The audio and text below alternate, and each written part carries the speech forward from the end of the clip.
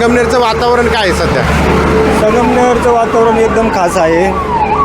माजी महसूल मंत्री आणि महाराष्ट्र राज्याचे ज्येष्ठ नेते, लोकप्रिय मंत्री म्हणून ज्यांच्याकडे पाहिलं जातं असं थोरात साहेबांच्या मार्गदर्शनाखाली आणि पदवीधर आमदार आदरणीय सतीशदादा यांच्या मार्गदर्शनाखाली संगमनेर तालुक्यात खूप विकास कामं झालेली आहे.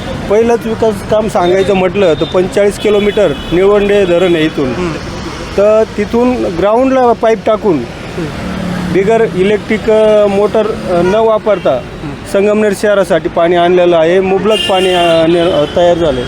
म्हणजे पहिल्या काही वर्षापूर्वी ज्यावेळेस आदरणीय डॉक्टर तांबे साहेब नगराध्यक्ष होते त्या अगोदर खड्डे खोदून पाणी काढलं जायचं वर. आता अशी परिस्थिती आहे का 4-4 मजलीवरती पाणी जातं.